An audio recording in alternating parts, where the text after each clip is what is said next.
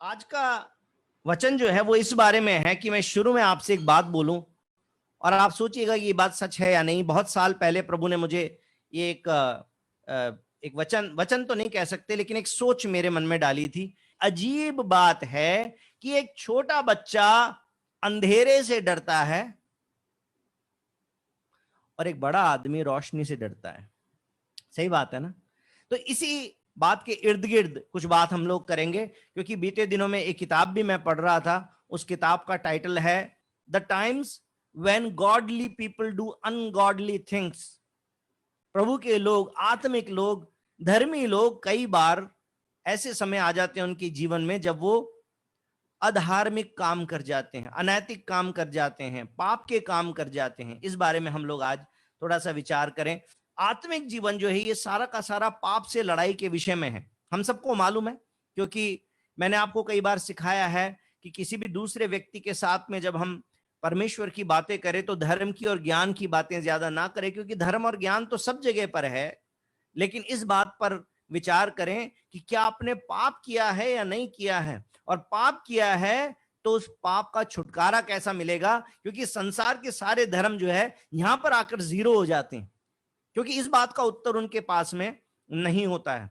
Bible की शुरुआत से लेकर और अंत तक हम देखें तो हम इस बात को पाते हैं कि परमेश्वर ने मनुष्य को बनाया, मनुष्य ने परमेश्वर की दृष्टि में पाप किया, और वहां से वो पाप उसके जीवन में जो बना रहा उसका परमेश्वर ने किस प्रकार से अपने पुत्र के द्वारा छुटकारा किया, उद्धार किया, और कैसे परमेश्वर अंत में हमें उस जगह लेके जाएंगे जहां ना पाप होगा, ना आंख में आंसू होंगे, ना कोई बुराई होगी, और वहां पर हम अनंत काल के लिए परमेश्वर के साथ रहेंगे। तो ज्यादातर इस जीवन में, इस मनुष्य के जीवन में जब तक हम हैं, इस मानवीय जीवन के अंदर हमें पाप के बारे में सीखने के लिए और पाप के लिए जागृत होने के लिए, पाप से पश्चाताप करने के लिए, पाप से छूट जाने के लिए ये संघर्ष जो है चलता रहेगा। इसलिए हमें बहुत गहराई से पाप के विषय में सीखना चाहिए। इसलिए कई बार बार बार में घूम घूम के पाप के विषय में हम लोग विचार करते हैं। पाप के कई वर्गीकरण हमने देखे। मैंने आपको कई बार बताया sin of omission and sin of commission. इसका मतलब है कि कई बार हम वो काम करते हैं जो परमेश्वर ने कहा है कि तुम मत करो, और फिर भी हम कर लेते हैं, तो हम उसको बोलते हैं सिन ऑफ कमीशन, जहां पर हमने सिन को कमिट किया है। लेकिन कई बार हम सिन ऑफ ओमिशन करते हैं। इसका मतलब है कि परमेश्वर ने कहा है कि तुम ऐसा करो, परंतु हम वैसा नहीं करते हैं, तो इसको हम बोलते हैं sin of commission and sin of omission. ये एक तरह का वर्गीकरण है। एक वर्गीकरण जो हमने बोला कि एक पाप जो स्वयं के खिलाफ होता है और एक पाप जो किसी दूसरे के खिलाफ होता है। जैसे कि आदम और हव्वा ने जो पाप किया, ये दूसरे के खिलाफ था या खुद के खिलाफ था? असल में ये पाप खुद के खिलाफ था, है ना? क्योंकि उन्होंने किसी दूसरे का नुकसान नहीं किया, बल्कि उन्होंने अपना ही नुकसान किया। उसी प्रकार से बाइबल के अंदर बहुत सारे पाप हैं। हम जानते हैं चोरी है, हत्या है, और भी अलग अलग प्रकार की बुराइयां हैं। लेकिन ये सारे के सारे पाप जनरली किसी और के अगेंस्ट में होते हैं। किसी और की चीज चुरा लेते हैं, किसी और का दिल दुखा देते हैं, किसी और की मारपीट कर देते हैं, किसी और की लज्जा छीन लेते हैं, ये सारे पाप। लेकिन एक और पाप है जो हम खुद के खिलाफ करते हैं, वो है व्यभिचार का पाप, जो हम अपने शरीर और अपनी आत्मा के खिलाफ करते हैं। हाँ, जरूर किसी और व्यक्ति के साथ में भी करते होंगे, लेकिन कोई व्यक्ति की जरूरत नहीं है। बिना व्यक्ति के भी अपने पापों, अपने मन में भी उस पाप को कर लेते हैं, तो वो हम अपने शरीर, अपनी आत्मा के विरोध में करते हैं। लेकिन कैन ने जो पाप किया वो किसके विरोध में किया? अपने भाई के विरोध में, क्योंकि उसने अपने भाई को मार डाला।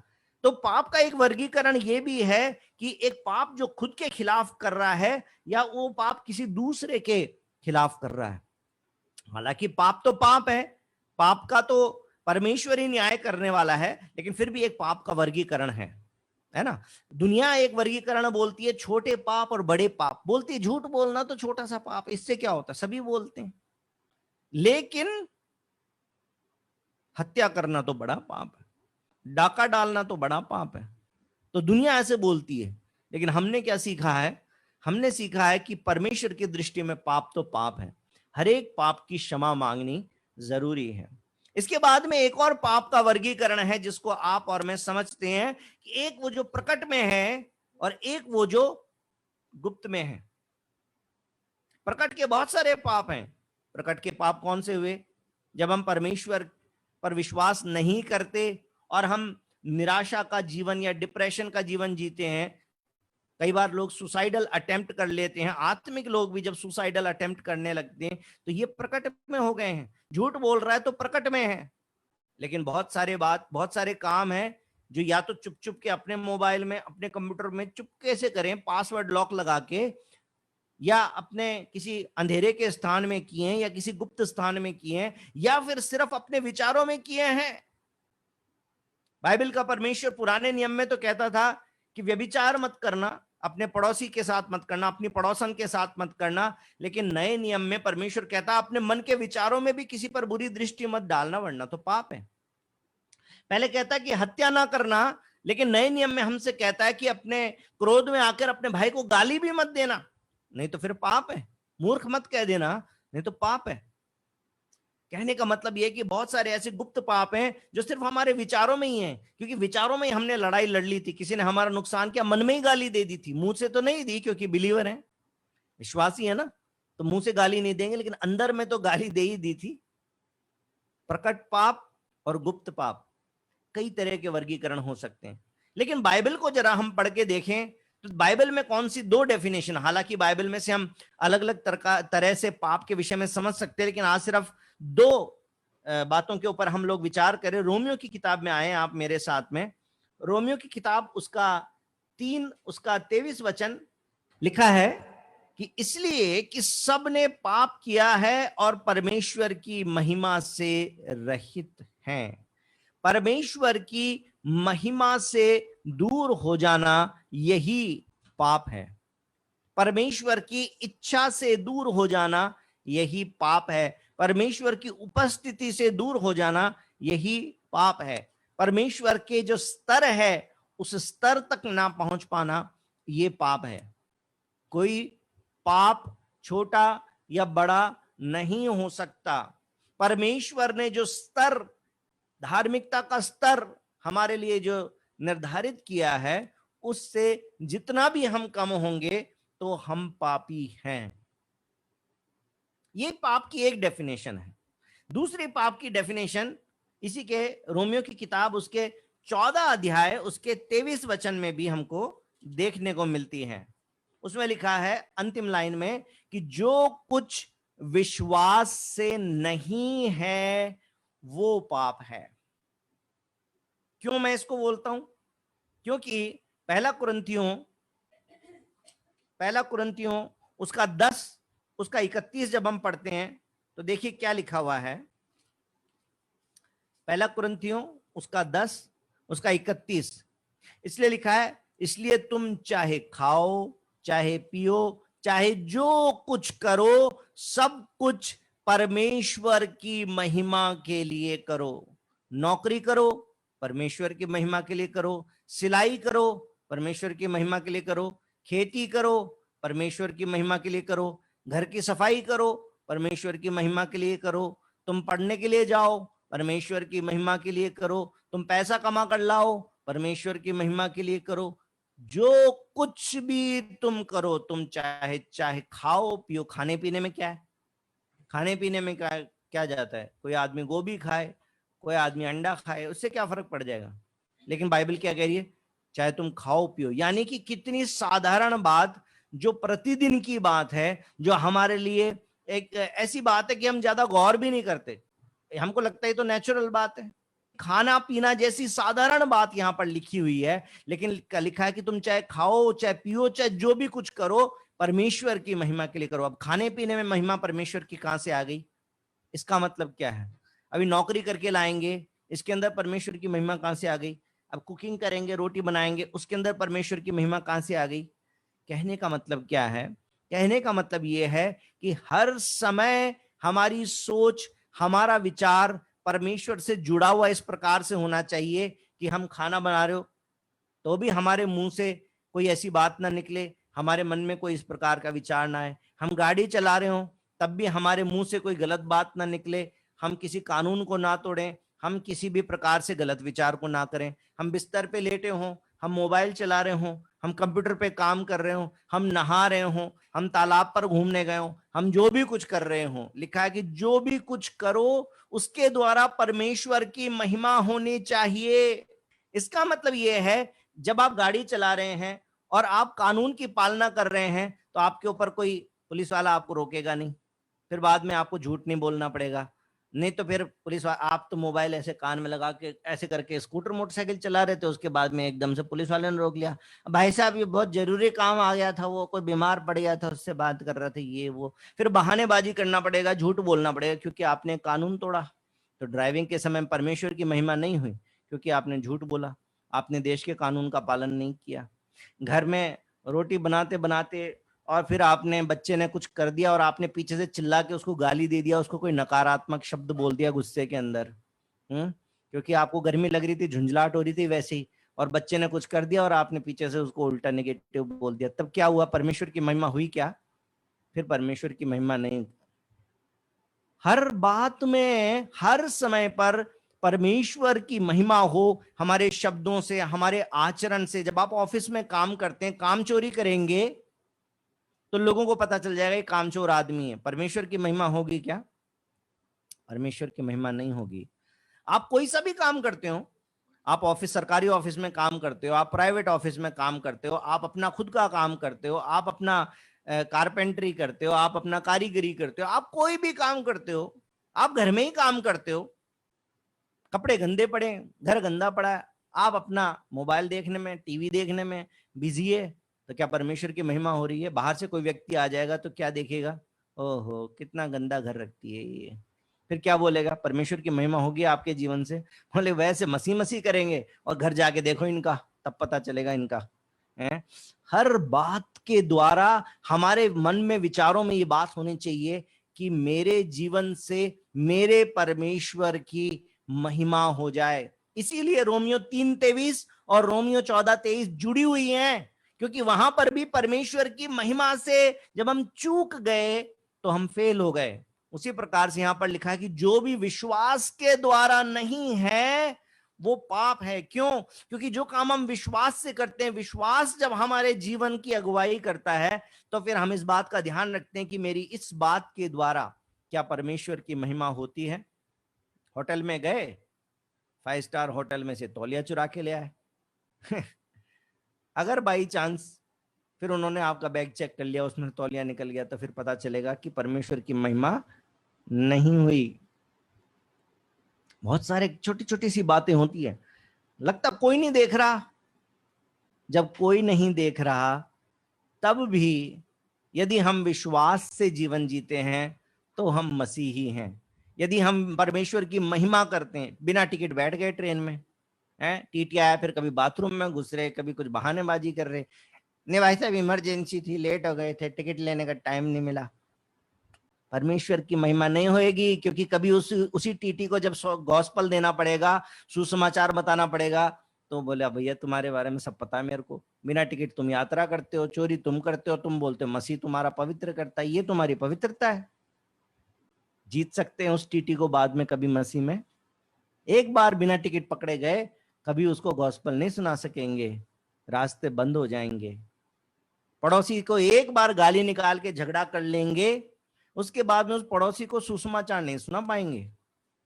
आप कितने भी धर्मी बनिए, आपके अपनी नजर में आप धर्मी हो सकते हैं, लेकिन उस पड़ोसी की नजर में आप कभी भी धर्मी नहीं कहलाएंगे। आपके जीवन के कारण अब उसके जीवन में परमेश्वर की महिमा नहीं होगी। आपने गाली गलौज कर दी, गुस्से में निकल गई, बहानेबाजी करी, अभी पढ़ेंगे अपन आगे, बहानेबाजी कर देते हैं, लेकिन उसके द्वारा परमेश्वर की महिमा नहीं होगी। मेरे भाई और बहनों, समझने की जरूरत है। जो कुछ भी विश्वास से नहीं है वो पाप है, क्योंकि परमेश्वर कहता है चाहे खाओ, चाहे पियो, चाहे जो भी कुछ करो तुम, इसके द्वारा परमेश्वर की महिमा होनी चाहिए। यदि नहीं होती है तो हम पाप कर रहे हैं। इसलिए मैंने कहा कि कई बार हम बहुत सारे वर्गीकरण तो करते हैं, हम सोचते हैं इस तरीके से, इस तरीके। सिंपल तरीके से समझिए कि जो भी कुछ काम, जो भी कोई विचार, जो भी कोई शब्द परमेश्वर को महिमा नहीं देता है, वो परमेश्वर के लिए ग्रहण योग्य नहीं है। वो पाप है। इसलिए अपने मुंह के शब्दों पर, अपने मन के विचारों पर और अपने कर्मों पर हमें एक चौकीदार बिठाना पड़ेगा, ताकि हमें पता रहे कि हम कौन सी चीज परमेश्वर की इच्छा में कर रहे हैं और कौन सी चीज परमेश्वर की इच्छा से बाहर कर रहे हैं। अब वचन तो बहुत सारा मालूम है हमको, है ना, विश्वासी हैं, बहुत सारा वचन मालूम है, लेकिन उस वचन को आज्ञाकारिता में भी ढालना जरूरी है। तो इसके बारे में पाप से जुड़ी हुई बात आज्ञाकारिता के विषय में भी आती है। आज्ञाकारिता भी एक तो होती है संपूर्ण आज्ञाकारिता, यानी कि जो कहा है वो करना है। आज सुबह मैं अपनी बिटिया को कुछ बोल रहा था, क्योंकि वो सोफा पे चढ़ रही थी। पहले वो घर में कोई भी आए, कि जब हमने सोफा को धुलवाया था, साफ करवाया था, तो घर में कोई भी आए जरा सा सोफा के ऊपर पांव रखने लगे, पांव नीचे करो, सबको डांट लगा देती थी, पांव नीचे करा देती थी। अभी खुद ही उस पर पांव लेके चढ़ जाए, उसी के ऊपर जंप करे। तो मैंने उसको बोला कि बेटा, भैया ने शिकायत करी कि पापा ये सोफा के ऊपर चढ़ रही है। तो मैंने उसको बोला, ईशांशी ये बात सच है कि नहीं? फिर वो बोलती है, मैं जंप नहीं कर रही थी, मैं बस कभी कभी चढ़ जाती हूँ उसके ऊपर। मैंने कहा कि बेटा, ओबीडियंस इसी बात में होती है कि जो आपको बता दिया गया है वो एक बार भी नहीं करना और कभी भी नहीं करना। लेकिन आप और मैं, हम जो विश्वासी हैं, हम भी इस छोटी बच्ची के समान ही व्यवहार करते हैं। हम सेलेक्टेड ओबीडियंस करते हैं। कोई कोई वचन में तो हम पूरी ओबीडियंस दिखाते हैं, और उसमें तो हम कट्टर भी हो जाते हैं, उसमें तो किसी दूसरे के ऊपर उंगली उठाने के लिए भी तैयार रहते हैं। लेकिन किसी किसी बातों में परमेश्वर के वचन को हम नहीं मानते। Partial obedience is equal to disobedience, ये मैंने अपने जीवन में सीखा है। लेकिन आज एक और कैटेगरी आपको बताता हूं ओबीडियंस की। हिंदी में भी इसको शब्द बताऊंगा आपको। ओबीडियंस का मतलब होता है आज्ञाकारिता, लेकिन इसका जो एक तरीका है ओबीडियंस का, मैं बता रहा हूं, बच्चों के बारे में तो मैं ये बात बता रहा हूं, लेकिन ये हम सब के ऊपर लागू होती है। इसको बोलते हैं कंपेल्ड ओबीडियंस। कंपेल्ड ओबीडियंस का मतलब है जो जबरदस्ती की आज्ञाकारिता होती है ना, वो कैसे, मैं आपको एग्जांपल देता हूं। बेटे ने बोला, पापा आज मेरे को मोटरसाइकिल दे देना, आज सारे दोस्तों का प्लान है, हम लोग घूमने के लिए जाएंगे, तो सब अपनी अपनी मोटरसाइकिल लेके जाएंगे। तो पापा ने बोला, चलो कोई बात नहीं, ले जाना, लेकिन एक काम करो, पहले मोटरसाइकिल को धो लो, इसको साफ कर लो, साफ करके लेके जाओ। तो पापा ने हाँ कर दी, उसने एग्री कर लिया, ठीक है पापा मैं कर लूंगा। उसके बाद में जब जाने का टाइम आया, आधे घंटे पहले, पापा मैं जा रहा हूं। पापा ने कहा, गाड़ी धोई? नहीं, मैं आके धो लूंगा। पापा ने बोला, आपने वायदा किया था गाड़ी धोगे तो लेके जाओगे, चलो गाड़ी को धो पहले तब लेके जाना। पापा मैं कपड़े पहन लिए मैंने, अब मैं तैयार हो गया नहा धो के, अब मैं कहां से मोटरसाइकिल धोऊं, फिर गंदे हो जाएंगे कपड़े, ये हो जाएंगे वो जाएंगे। उसके बाद में फिर बहानेबाजी, क्योंकि ओबीडियंस नहीं आ रही है। पापा ने बोला, बेटा एक कान से सुन लो चाहे दोनों कान से सुन लो, गाड़ी जाएगी तो धुल के जाएगी, धोगे तो लेके जाओगे, नहीं तो जाओ अपने तरीके से। फिर क्या करेगा? अपनी पैंट शर्ट पैंट चढ़ा के गुस्से के अंदर बाल्टी ला के डब्बे से पानी मार के कपड़ा मार के, लो धो ली मैंने गाड़ी, अब जा रहा हूं मैं। समझ में आया आपको? Compelled obedience. अब यह जबरदस्ती की आज्ञाकारिता, पूरा तो किया है आज्ञाकारिता को, लेकिन किस तरीके से किया है? क्योंकि पापा ने फोर्स कर दिया है, पापा ने शर्त लगा दी ना कि अब लेके जाना है तो धोके ही लेके जाना। तो अब क्या करेंगे? पापा ने मोबाइल तो दिया, लेकिन पापा ने बोला ऐसा नहीं करना। अब उसके बाद में पापा की बात मानना थोड़ा सा मुश्किल हो जाता है, क्योंकि पापा ने शर्त लगा दी। मेरे भाई और बहनों, आप और मैं भी कई बार ऐसे ही करते हैं कि हमारे आत्मिक पापा ने, हमारे प्रभु ने, हमारे यीशु ने ये बोल दिया है, इसलिए करना है तो करना है बस, नहीं तो करने की इच्छा नहीं है। लेकिन अगर करने की इच्छा नहीं है तो वो ओबीडियंस नहीं है। Compelled obedience is also not obedience. जबरदस्ती की आज्ञाकारिता भी कोई आज्ञाकारिता नहीं है। और साथ साथ में partial obedience is also equal to disobedience, यानी कि आप आधी अधूरी बात को मानते हैं तो वो भी आज्ञाकारिता नहीं है। कुछ एक वचन मेरे साथ में जल्दी जल्दी आप निकाल के देखिए। गिनती की किताब में आइए जरा मेरे साथ में। गिनती की किताब उसका 7वां अध्याय, उसका 1 से 9 में जल्दी से आपके लिए पढ़ देता हूं। वहां पर परमेश्वर ने कुछ इंस्ट्रक्शंस दिए थे। गिनती की किताब 7वां अध्याय और उसका 1 से 9 लिखा है, जब मूसा ने निवास को खड़ा किया और सारे सामान समेत उसका अभिषेक करके उसको पवित्र किया और सारे सामान समेत वेदी का भी अभिषेक करके उसे पवित्र किया, तब इजराइल के प्रधान जो अपने अपने पितरों के घराने के मुख्य पुरुष और गोत्रों के भी प्रधान होकर गिनती लेने के काम पर नियुक्त थे, वे यहोवा के सामने भेंट ले आए और उनकी भेंट 6 छाई हुई गाड़ियां और 12 बैल थे, अर्थात 2-2 प्रधान की ओर से एक-एक गाड़ी, एक-एक प्रधान की ओर से एक-एक बैल। उन्हें वे निवास के सामने यहोवा के समीप ले आए। तब यहोवा ने मूसा से कहा, उन वस्तुओं को तू उनसे ले ले कि मिलाप वाले तंबू की सेवकाई में काम आए। इसलिए तूने लेवियों के एक एक कुल की विशेष सेवकाई के अनुसार उनको बांट दे। अतः मूसा ने वो सब गाड़ियां और बैल लेकर लेवियों को दे दिए। गर्शोनियों को उनकी सेवकाई के अनुसार उसने 2 गाड़ियां और 4 बैल दिए, और मरारियों को उनकी सेवकाई के अनुसार उसने 4 गाड़ियां और 8 बैल दिए। ये सब हारून याजक के पुत्र ईतामार के अधिकार में किए गए, परंतु ध्यान दीजिए इस वचन पर, परंतु कहातियों को उसने कुछ ना दिया, क्योंकि उनके लिए पवित्र वस्तुओं की ये सेवकाई थी कि वे उसे अपने कंधों पर उठा लिया करें। याद रखिए इस बात को। आगे चलते हैं, 4 अध्याय 15 वचन, इसी में नंबर्स की किताब, गिनती किताब 4 अध्याय उसका 15 वचन। यहां पर भी एक इंस्ट्रक्शन हमको देखने को मिलती है। 4 अध्याय उसका 15 वचन लिखा हुआ है, और जब हारून और उसके पुत्र छावनी के कूच के समय पवित्र स्थान और उसके सारे सामान को ढांप चुके, उसके बाद कहाती उसके उठाने के लिए आए, पर किसी पवित्र वस्तु को न छुएं, कहीं ऐसा न हो कि वे मर जाएं। कहातियों को उठाने के लिए मिलाप वाले तंबू की यही वस्तुएं हैं। वाचा के संदूक को उठाने का काम कहातियों को दिया गया। कहाती लोग वाचा के संदूक को किस पर उठा के लेके जाएंगे? कंधे पर। लेवियों को बैल दे दिए, गाड़ी दे दी, लेकिन कहातियों को बोला तुम तो कंधे पर उठा के लेके जाओगे। ये परमेश्वर ने एक तरीका ठहरा दिया। व्यवस्था विवरण 3 अध्याय 9 से 12 भी पढ़िए जरा। व्यवस्था विवरण 3 अध्याय 9 से 12।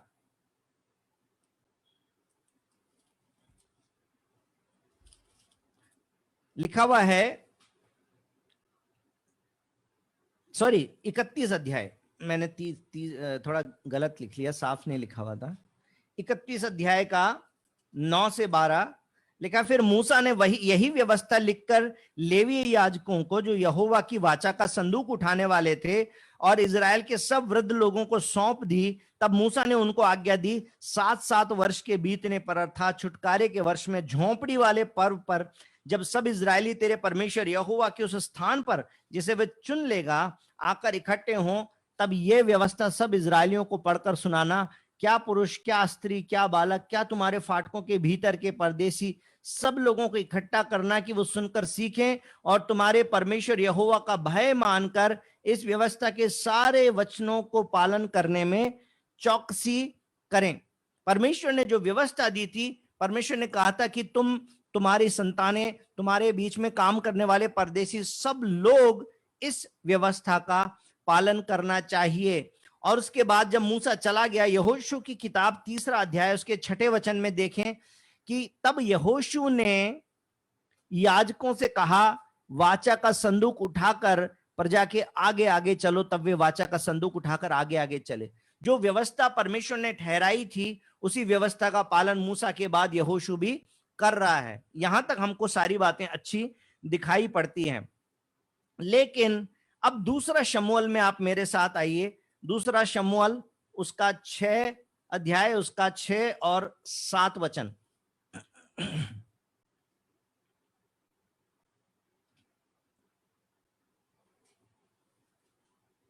2 शमूएल उसका 6 अध्याय उसका 6 और 7 वचन।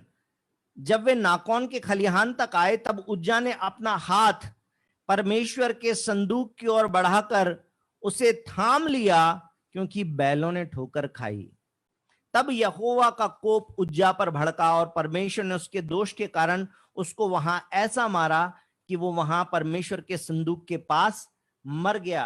हुआ क्या था, 6 अध्याय के पहले वचन से जब आप पढ़ेंगे तो वहां पर लिखा है कि दाऊद और जितने लोग, दूसरे वचन में, दाऊद और जितने लोग उसके संग थे वे सब उठकर यहूदा के बाले नामक स्थान से चले कि परमेश्वर का वो संदूक ले आए जो करूबों पर विराजने वाले सेनाओं के यहोवा का कहलाता है। तब उन्होंने परमेश्वर का संदूक एक नई गाड़ी पर चढ़ा कर टीले पर रहने वाले अम्मीनादाब के घर से निकाला। किस पे रख दिया? गाड़ी पर। परमेश्वर ने व्यवस्था क्या ठहराई थी? क्या ठहराई थी? कंधे पर रख के लेके जाना। कहाती कंधे पर ले जाएंगे। सबको बैल गाड़ियां सब कुछ दी थी, लेकिन कहातियों को बोला था कि कंधे पर लेके जाना। मूसा ने बोल दिया था ये व्यवस्था अपने बच्चों को, अपने संतानों को, अपने घर में रहने वाले परदेशियों को सबको सिखा देना। यहोशू तक वो बात मानते रहे, लेकिन दाऊद के समय तक आते आते पार्शियल ओबीडियंस हो गई। वाचा के संदूक की पवित्रता को तो मानते हैं, लेकिन व्यवस्था को पूरा नहीं माना। तो क्या हो गया? उसका अंत एक दंड के रूप में आया कि उज्जा, जिसने एक भलाई काम किया था कि बैलगाड़ी पे जो वाचा का संदूक रखा था उसको वो जब गिरने लगा, आप इसको पढ़ सकते हैं कि उन्होंने उस परमेश्वर के संदूक समेत टीले पर रहने वाले अम्मीनादाब के घर से बाहर निकला और अखयो संदूक के आगे आगे चला। दाऊद और इजराइल का समस्त घराना यहोवा के आगे सनोवर की लकड़ी के बने हुए सब प्रकार के बाजे, वीणा, सारंगिया और झांझ बजाते रहे, लिखा हुआ है। और 6 वचन में लिखा है अंत में कि क्योंकि बैलों ने ठोकर खाई, बैलों ने ठोकर खाई तो संदूक गिरने लगा, तो उसने वाचा के संदूक को बचाने के लिए हाथ लगा दिया। लेकिन परमेश्वर ने तो बता दिया था ना कौन कौन सी पवित्र वस्तुओं को हाथ लगाया जा सकता है और कौन सी को नहीं लगाना। जिसको हाथ नहीं लगाना उसको जब उन्होंने हाथ लगा दिया तो उसी समय उज्जा मर गया। पुराने नियम में परमेश्वर ने बहुत ही क्लियरली हमको इस बात को दिखाया है। पहला शमूएल 15 उसमें आए। पहला शमूएल 15 उसका 11 वचन हम लोग पढ़ें। पहला शमूएल 15 उसका 11 वचन देखिए। परमेश्वर ने शाऊल, जिस राजा को आज सुबह पास्टर अंकल प्रचार कर रहे थे, राजाओं के बारे में सिखा रहे हैं, तो राजा शाऊल के बारे में उन्होंने बात करी थी। तो उन्होंने बोला कि राजा शाऊल को परमेश्वर के लोगों ने परमेश्वर का तिरस्कार करके अपना राजा चुना था और परमेश्वर ने अपने पवित्र आत्मा भी फिर बाद में शाऊल को दे दिया। लेकिन इसी शाऊल के विषय में 11 वचन में क्या लिखा है? मैं शाऊल को राजा बना के पछताता हूं क्योंकि उसने मेरे पीछे चलना छोड़ दिया और मेरी आज्ञाओं का पालन नहीं किया है। पार्शियल ओबीडियंस जैसे दाऊद की थी, दाऊद के समय में उज्जा की थी, और पूरी तरह से डिसओबीडियंस यानी कि अनाज्ञाकारिता जैसे कि यहां पर राजा शाऊल की है। दोनों ही सूरत में परमेश्वर का प्रकोप, परमेश्वर का दंड उनके ऊपर आ गया है। ये पुराने नियम में आप देखते हैं। समय की कमी के कारण मैं आपको ज्यादा डिटेल में नहीं लेके जाऊंगा, लेकिन नए नियम में आप प्रेरितों के काम उसका 5वां अध्याय जब पढ़ के देखते हैं तो उसमें आप पाते हैं कि परमेश्वर के लोगों के बीच में एक घटना हो गई कि सब लोग अपना अपना सामान संपत्ति बेच बेच कर और प्रेरितों के चरणों पर जब लाके रख रहे थे, तो हनन्याह और सफीरा ने भी ऐसा ही किया, लेकिन उन्होंने कुछ पैसा बचा कर रख लिया। इसका मतलब ये नहीं है कि परमेश्वर जबरदस्ती बोलते कि तुमको सब कुछ बेच के ही मेरे पीछे आना पड़ेगा। नहीं, अगर वो नहीं बेचते, कोई दिखावा ना करते तो कोई बात नहीं थी। उसमें पतरस ने बोला उसको कि जब तक वो जमीन तेरी थी तब तक क्या तेरी नहीं थी क्या? तब तक भी तो तेरी थी। लेकिन बेचने के बाद में, परमेश्वर के लिए समर्पित करने के बाद में तूने उसके अंदर घालमेल करने की कोशिश क्यों की? मेरे भाई और बहनों, नए नियम में परमेश्वर सिर्फ इस बात में इंटरेस्टेड नहीं है कि हम ओबीडियंस दिखाएं, हम व्यवस्था का सिर्फ आज्ञा पालन करें। नहीं, परमेश्वर चाहते हैं विलफुल जॉयफुल ओबीडियंस, यानी आनंद के साथ में स्वेच्छा से जो आज्ञाकारिता है, वो वाली नहीं, कंपेल्ड वाली नहीं। पापा ने बोला है मोटरसाइकिल तो धोके ही जाएगी तो जाएगी, नहीं तो नहीं जाएगी, और फिर जबरदस्ती कर रहे हैं, वो वाली आज्ञाकारिता की बात नहीं हो रही है। आज्ञाकारिता परमेश्वर नए नियम में चाहते कैसी? विलफुल, अपनी इच्छा से, स्वेच्छा से, जॉयफुल, आनंद से।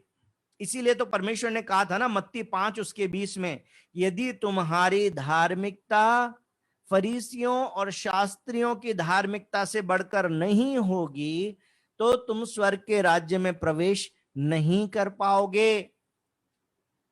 पुराने नियम में जो व्यवस्थाएं बताई गई थी उन व्यवस्था का पालन करने वाले और सिखाने वाले फरीसी और शास्त्री थे, लेकिन प्रभु कहते हैं कि उनका ज्ञान तो उनको पूरा है, व्यवस्था का पालन भी कर रहे हैं, लेकिन जब तक तुम्हारी धार्मिकता उनसे बढ़कर नहीं होगी तब तक तो तुम परमेश्वर के राज्य में प्रवेश नहीं कर पाओगे। अब हमारी धार्मिकता उनसे ज्यादा कैसे होगी जो पहले से ही व्यवस्था को जानते हैं और उनका आज्ञा का पालन कर रहे हैं। आज्ञाकारिता जो फरीसी और शास्त्रियों की थी वो कंपेल्ड ओबीडियंस थी, जबरदस्ती की जो आज्ञाकारिता जो पूरी करने की कोशिश होती है वो आज्ञाकारिता थी। लेकिन हमारे प्रभु यीशु ने जो आज्ञाकारिता को पूरा किया वो अपने पिता की इच्छा को पूरा करने के लिए आनंद के साथ में किया, और वो क्रूस पर चढ़ गया, क्रूस की मृत्यु भी ग्रहण की, और क्रूस से भी बोला था हे पिता इनके ऊपर दोष मत लगाना, इनको माफ कर देना, ये जानते नहीं कि ये क्या कर रहे हैं। और वो ऐसा परमेश्वर है, और वो परमेश्वर प्रभु यीशु जिसने आज्ञाकारिता को पूरा कर दिया, उसके क्रूस पर यदि आप भी चढ़े हुए थे, पौलुस के समान आप भी कह सकते हैं, गलातियों 2:20 में बोलता है ना कि मैं जीवित नहीं हूं, मैं तो मसीह के साथ क्रूस पर चढ़ गया था, तो कैसे बोल रहा है? ऐसे आप भी बोल सकते हैं। विश्वास के द्वारा यदि आप भी उस क्रूस पर लटक गए थे, आपका पाप भी उसी क्रूस पर था, तो आपके पाप क्षमा हो गए। आपकी धार्मिकता कौन सी है? जो मसीह ने अपनी धार्मिकता आपको ओढ़ा दी, ये वो वाली धार्मिकता है। तो फरीसियों की धार्मिकता ज्यादा है या मसीह की धार्मिकता ज्यादा है? ऑब्वियसली मसीह की।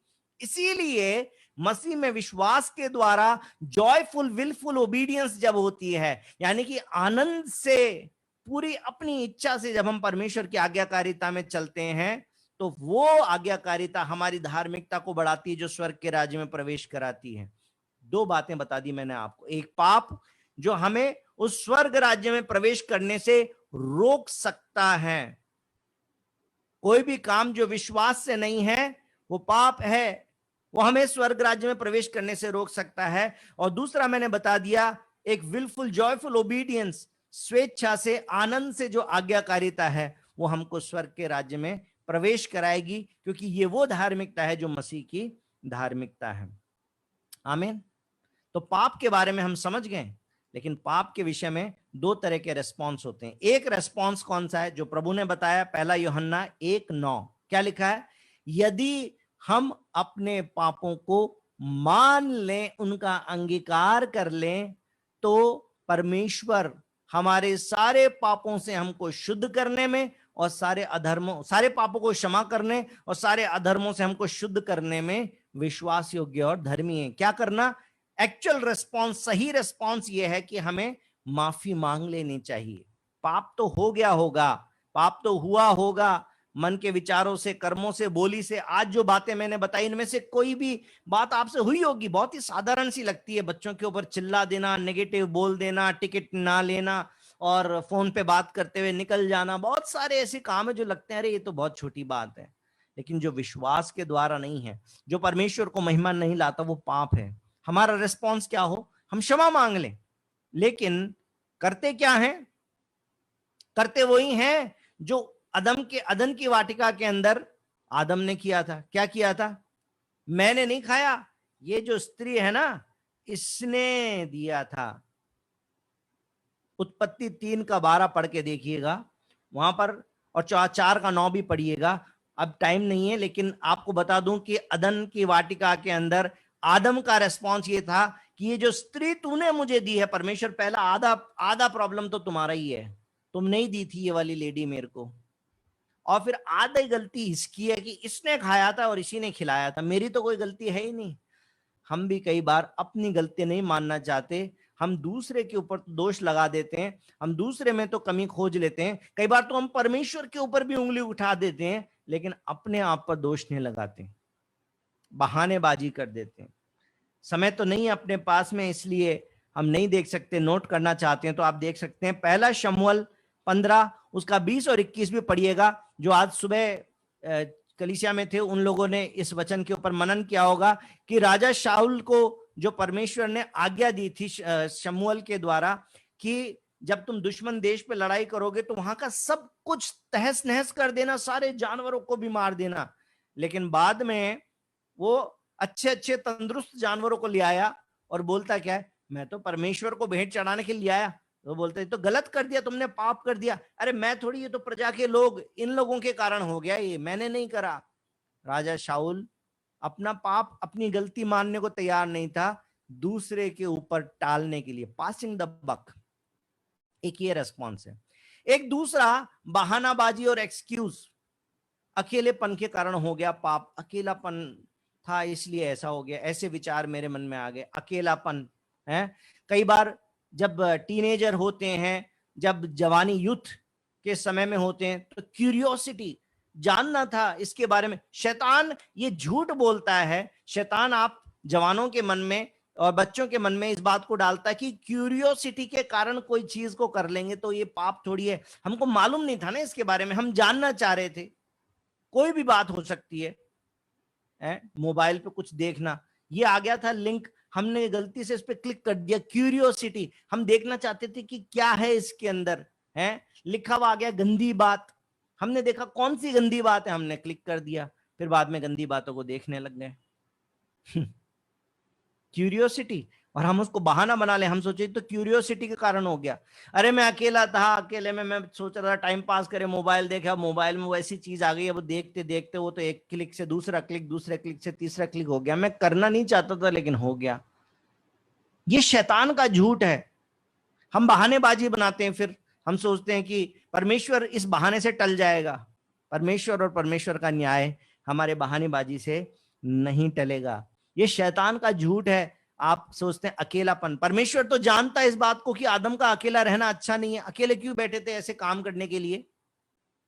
क्यूरियोसिटी को अपना बहाना नहीं बना सकते हैं। कई बार जवान लोग सोचते हैं अरे जस्ट मेंटल स्टिमुलेशन है ना, शरीर से जो पाप नहीं कर सकते, अगर मन में कर लिया तो किसी को पता नहीं चलेगा। हाँ, पापा को नहीं पता चलेगा, मम्मी को पता नहीं चलेगा, कलीसिया में किसी को पता नहीं चलेगा, लेकिन न्याय करने वाले ना तो मम्मी है ना पापा है। न्याय करने वाला तो वो परमेश्वर है जिसका सीसीटीवी सब जगह लगा हुआ है। आपके मोबाइल में, आपके टीवी में, आपके कैमरा में, आपके कंप्यूटर में, आपकी किताब में, आपके घर में, बाहर अंधेरे में, रोशनी में, सब जगह वो परमेश्वर देख सकता है। अंतिम वचन बस मेरे साथ में निकाल लीजिए, फिर मैं क्लोज कर दूं आपके साथ में। विषयों की किताब उसका 5वां अध्याय और उसका 8 वचन, बस आखिरी वचन, और मैं इसके अंदर ज्यादा डिटेल में भी नहीं जाऊंगा। यहां पर आत्मिक लोगों के लिए आत्मिक जीवन में किस प्रकार से हमें जीना है लिखा हुआ है। क्योंकि तुम तो पहले अंधकार थे, परंतु अब प्रभु में ज्योति हो। तुम ज्योति में हो नहीं लिखा मेरे भाई और बहनों, ये नहीं लिखा तुम ज्योति में हो। ये वचन भी लिखा है बाद में कहीं पे, लेकिन यहां पर लिखा हुआ है कि पहले तुम स्वयं अंधकार थे, परंतु अब तुम स्वयं ज्योति बन गए हो। अतः ज्योति की संतान के समान चलो। बच्चे अंधेरे से डरते हैं, जवान रोशनी से डरते हैं, क्योंकि रोशनी में सब कुछ प्रकट हो जाता है, एक्सपोज हो जाता है। ये संसार के लोग हैं, ये अधर्मी लोग हैं जो रोशनी से डर सकते हैं। आप तो स्वयं रोशनी हैं जगत की, तुम जगत की ज्योति हो। हमको रोशनी से डरने की जरूरत नहीं है, हम स्वयं रोशनी बन गए हैं। यदि आज हमारे जीवन में कोई अंधकार के काम, अंधकार के विचार, अंधकार के शब्द, अंधकार के बोल हैं, तो आज उनकी क्षमा मांगकर और उसको अपने जीवन से दूर कर दें और परमेश्वर के सामने मान लें। पहला यूहन्ना 1:9 में लिखा है मान लो। अकेले में मान लो ना, कलीसिया में सबके सामने मानने की जरूरत नहीं है माइक लगा के कि देखो मैंने ये वाला पाप किया था। चुपचाप गुप्त में, अकेले में परमेश्वर के सामने मान लो। परमेश्वर आपके तमाम प्रकट और गुप्त में किए गए पापों को क्षमा कर देगा, क्योंकि वो पापों को क्षमा करने और सारे अधर्मों से शुद्ध करने में विश्वास योग्य और धर्मी परमेश्वर है। बोले यीशु मसीह की जय। हम ज्योति हैं, हम ज्योति की संतान के समान चलें। आमीन। प्रभु आप सबको बहुत आशीष दे।